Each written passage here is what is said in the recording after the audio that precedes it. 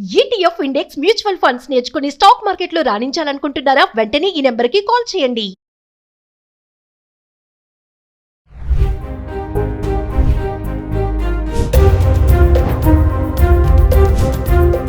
నమస్తే, welcome back to Suman tube. ప్రస్తుతం మనతో పాటు ఉన్నారు ఫ్యామిలీ కౌన్సిలర్ రజనీ రమ్మ గారు. నమస్తే మ్యామ్. నమస్తే రవీణ.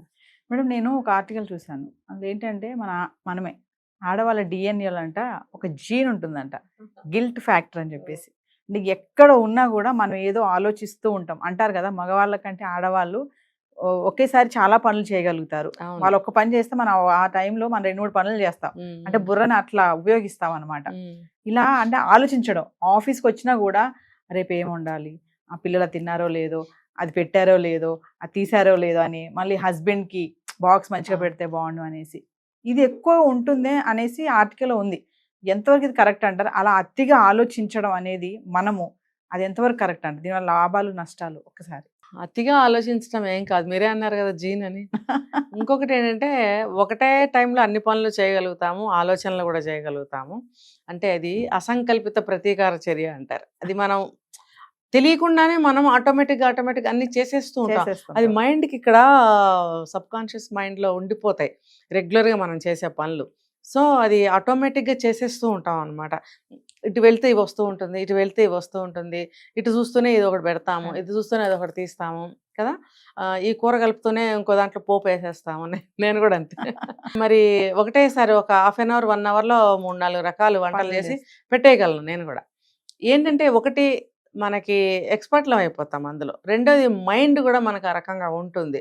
తర్వాత ఒక బాధ్యత, అలా ఇవన్నీ కలుపుకుని మనం అన్ని చేసేయగలుగుతాం.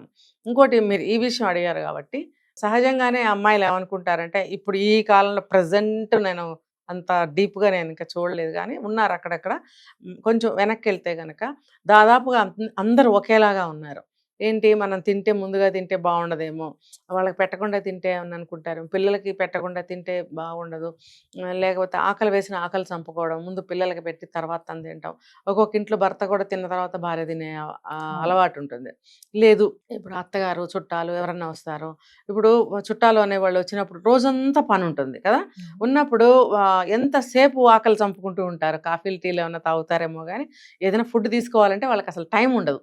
ఎందుకు, వాళ్ళకి చూడటమే సరిపోతూ ఉంటుంది రోజంతా. టైంకి కూడా తినలేకపోతారు. ఆకలి వేసినప్పుడు తినడం కాదు, టైంకి అసలు కూడా తినలేరు, ఆకలి వేసినప్పుడు తినలేరు. అది పరిస్థితి. రోజు మొత్తం ఆకలితో మాడుతూనే ఉంటారు. ఈ లోపల తినాల్సిన వాళ్ళు 2-3 సార్లు అయిపోతుంటాయి టిఫిన్లు, కాఫీలు, భోజనాలు. ఆ ఇంటి ఇల్లాలు ఒక్కొక్కసారి టిఫిన్ కూడా తినలేని పరిస్థితి. ఒక్కోసారి టిఫిన్ సరిపోకపోవచ్చు, ఒక్కొక్కసారి తింటుంటే వాళ్ళు చూస్తే బాగుండదని. నేను ఇప్పటికీ చూస్తున్నానండి ఇలాంటివి. అఫ్కోర్స్ అప్పుడప్పుడు నాకు జరుగుతూ ఉంటాయి. అయితే ఆకలికి మాడి మాడి మాడి ఇంకొకటి ఏంటంటే ఆ పని అయిపోవాలి ఫస్ట్. నాకే కదా తర్వాత తినొచ్చులే అనుకుంటాం అనమాట. ముందు వాళ్ళకి అయిపోవాలి. ఇదంతా కూడా అది గిల్ట్ అని కూడా చెప్పలేము. కొన్ని ఉంటాయి అలా, కొన్నేమో కుదరక, కొన్నేమో బాగుండదేమో, కొన్నేమో చేయలేక, ఇలా రకరకాల రీజనింగ్స్ ఉంటాయి. ఏది ఏమైనా సరే నేనేం చెప్తానంటే, ఈ చుట్టాలు వచ్చినా, ఇంట్లో వాళ్ళు ఎవరన్నా ఉన్నా అందరూ కలిసి ఒకటే టైంలో తింటే ఈ సమస్య రాదు. ఇంకొకటి చెప్తా చూడండి, అందరికి ఎక్కువ ఎక్కువ పెడతారు, వీళ్ళు తక్కువ తింటారు. ఎందుకు? ఇదే గిల్ట్. అమ్మో బాగా తినేస్తుంది అంటారండి, అనేవాళ్ళు కూడా అంటారు. అలా ఎందుకు అనాలి? పని చేసుకునే వాళ్ళు తిండి తినద్దా? తినాలి కదా. ఇప్పుడు ఒక మూవీ 'రంగ్ దే' అని ఒక మూవీ, ఆ మూవీలో ప్రెగ్నెంట్ ఆ హీరోయిన్. అయితే బాగా ఎక్కువ ఫుడ్ తింటుంటే పందిలాగా తింటుంది అంటాడు హీరో. తప్పు, అట్లా అనకూడదు. పందిలాగా తినడం ఏంటి? ఇదే 2 జీవులు అక్కడ, తల్లి బిడ్డ ఇద్దరు ఉన్నప్పుడు ఇద్దరు కోసం ఆమెకు అంత ఆకలి అవుతుంది. తినాలి, పెట్టాల్సిన బాధ్యత కూడా పక్కన వాళ్ళకు ఉంటుంది. అది లేనప్పుడు తనకు తెలిసినప్పుడు తనన్నా తీసుకోవాలి. అలా అనకూడదు అనమాట. అలా అంటారేమో అని గిల్ట్ ఫీల్ అయ్యి, సిగ్గు ఫీల్ అయ్యి అమ్మాయి తినటం మానేస్తే ఎనిమిక్ అవుతారు కదా. అది అర్థం చేసుకోవాలి పక్కన వాళ్ళు. అలాగే ఇంట్లో వర్క్ అంతా ఎక్కువ ఉంటుంది, ఆకలి కొంచెం ఎక్కువ ఉంటుంది, శక్తి కావాలి, తింటారు. తింటారు అంటే ఇప్పుడు వాళ్ళకి 2 ఇస్తే తిను కూడా 2 తినచ్చు, 2 దోశలు అవ్వచ్చు. అదే ఇడ్లీ అనుకోండి, 4 వాళ్ళు తింటే 4 తిను కూడా తినాలి, తినవలసిందే. తినవలసినంత అవసరం అక్కడ ఉంది, కానీ 6 తినాల్సిన అవసరం అక్కడ ఉంటుంది.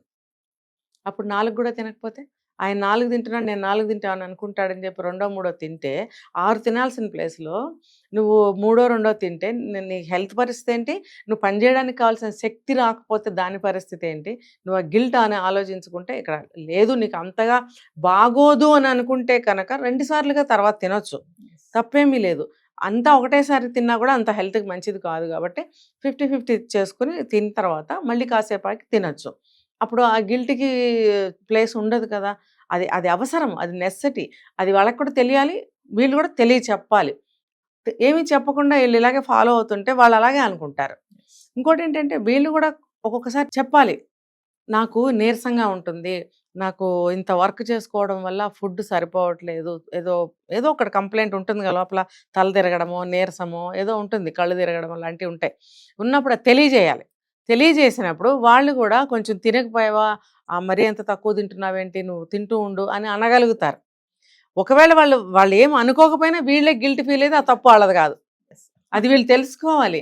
ఇప్పుడు పక్క మనుషులు ఎలాంటి వాళ్ళు తెలుసుకుని మనం కూడా అలా చేయాలి అంతే. నిజంగా వాళ్ళు ఏడ్చే మొహాలు అనుకోండి, భార్య తింటే కొంతమంది సహించలేరు, తింటున్నావా తింటున్నావా అని అడుగుతారు కొంతమంది. ఎప్పుడు అంటే తినకపోతే ఇది బొమ్మ కాదు కదా, ఇప్పుడు ఫెయిల్ అయ్యిందే పని చేయలేము. మరి వాళ్ళు భార్య తిండి తినకుండా 24 గంటలు పని చేయాలనే కొంతమంది స్వభావం ఉంటుంది, వాళ్ళకి పేరేం పెట్టాలో నాకు తెలీదు.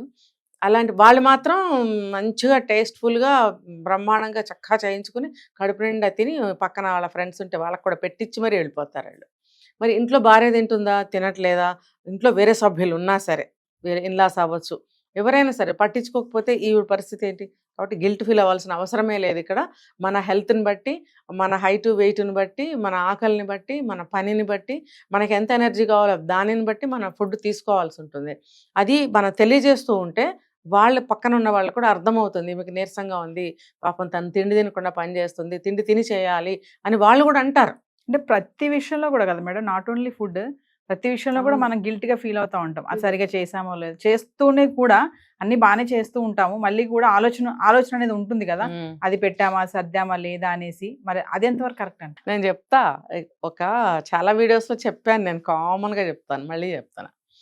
ఇంటికి రాగానే నిద్రపోతున్నావా అంటాడంట, ఇంకొకసారి తింటున్నావా అంటాడంట. అంటే వీళ్ళకి లేని గిల్టీ వాళ్ళకి కల్పిస్తున్నట్టేగా.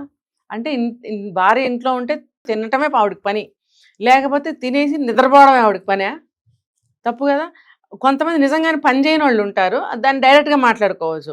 ఇల్లు శుభ్రంగా పెట్టినా, టైంకి అన్నీ అమర్చినా, కాసేపు ఆవిడ రెస్ట్ తీసుకుంటే కూడా అలాగే మాట్లాడేవాళ్ళు ఉన్నారు. కాబట్టి మీరు నిజంగా అంతా సక్రమంగా చేసుకుంటున్నారు, అయినా వాళ్ళు అంటున్నారు అంటే అనుకోండి, అమ్మో అనుకున్నారా బుక్ అయ్యారే. అస్సలు పట్టించుకోకూడదు, మనం లెక్క చేయకూడదు, పట్టించుకోవడం కాదు లెక్క చేయకూడదు. లెక్క చేసామా రిపీటెడ్గా అంటూనే ఉంటారు, మన మైండ్కి తీసుకుంటున్నామని తెలిస్తే వాళ్ళు అక్కడ మనని బాగా పిన్ చేస్తూ ఉంటారు. కాబట్టి ఆ తప్పు మనదే అంటా నేను. అనేవాళ్ళు అంటారు, మనం ఎందుకు ఫీల్ అవ్వాలి. అవును భయ్, నేను పని చేస్తున్నా, నాకు ఇంత ఆకలి వేస్తుంది, నేను తినాలి, లేదు నేను ఇల్లంతా నీట్గా పెడుతున్నాను, నువ్వు అనాల్సిన అవసరం లేదే. ఇప్పుడు కొంతమంది భార్య ఎంత సర్దినా ఇక్కడ వస్తువు తీసుకెళ్ళి అక్కడ పెడతారు, అక్కడ తీసుకొచ్చి ఇక్కడ పెడతారు, కనపడదు ఒక్కొక్కసారి. మరి టవల్స్ తీసుకొచ్చి ఎక్కడ పడితే అక్కడ వేస్తారు, మరి షూస్ ఉంటాయి కంపు వాసన వస్తూ ఉంటాయి, అవి తీసుకొచ్చి ఇంట్లో పెడతారు, ఆ ఇంట్లోకి కాలు పెట్టలేం, ఇల్లంతా వస్తుంది ఆ వాసన. ఏదైనా అన్నా అంటే గయ్యమని మీద పడతారు. మరి అవన్నీ వాళ్ళు చేస్తున్నప్పుడు భార్యని ఒక మాట అనాల్సిన అవసరం లేదు, వాళ్ళ తప్పులు వాళ్ళకే ఉంటాయి. ఇవి అంటే ఇద్దరు కలిసి తప్పులు చేయాలంటే అట్లా కాదు, నువ్వు నీ సరి చేసుకో, తను ఎవరి పని వాళ్ళు చేయండి, ఇల్లు నీట్గా ఉంటుంది. అంతే నువ్వు ఇలా పడేసిపోతావు, మొత్తం ఆవిడ సర్దాలా, ఆవిడెందుకు సర్దాలి. ఎక్కడో ఒక ఆయన, ఒక అతనికి వాళ్ళ వైఫ్ షూ పాలిష్ చేసిందో లేకపోతే షూ వాష్ చేసి ఎండలో పెట్టిందో, ఇంకా ఈయన భార్య అయిపోయింది ఇక్కడ. వాళ్ళ ఆవిడ షూస్ ఉతుకుతుంది, పాలిష్ చేస్తుంది ఎవ్రీడే, నువ్వు చేయవు. నేను చెయ్యను భయ్, నాకు అలవాటు లేదు, నాకు తెలియదు చేయాలని, నువ్వు చేసుకో. ఆమె ఎందుకు చేస్తుంది అట్లా అంటే ఆవిడ పరిస్థితి ఏంటో, ఆయన అలా ఆవిడని ఎందుకు చేశాడో. అయితే అలా ఒకళ్ళని చూసి అంటే కూడా మనం ఉలిక్కిపడాల్సిన అవసరం లేదు. అలా మనమే అన్నీ చేస్తుంటే మీరేం చేస్తారు, సోమరిపోతుల్లో కూర్చుని మాకు పేర్లు పెడుతుంటారా. చేసుకోండి, మీ పనులు మీరు చేసుకోండి, మా పనులు మేము చేసుకుంటాం. అన్ని భార్యనే అనాల్సిన అవసరం లేదు. కాబట్టి మనం స్ట్రైట్గా ఉన్నాము, మనం కరెక్ట్గా తప్పు చేయట్లేదు, అన్ని బాగా పెట్టుకుంటున్నాం అనుకున్నప్పుడు ఆ విషయంలో కూడా మీరు గిల్ట్ ఫీల్ అవ్వాల్సిన అవసరం లేదు. తిండి విషయంలో అవసరం లేదు, పని పాటల విషయంలో అవసరం లేదు. మీరు ఈ 2 అడిగారు కాబట్టి ఈ 2 గురించి చెప్పాను. ఏ విషయంలో అయినా సరే గిల్ట్ ఫీల్ అవ్వాల్సిన అవసరం. ఎప్పుడైతే మీరు దొంగతనం చేస్తారో, తప్పు చేస్తారో, వెధవ పనులు చేస్తారో అప్పుడు మీరు గిల్ట్ అవ్వండి, అవ్వాల్సిందే. మిగతా విషయాల్లో అవసరం లేదు. Thank you.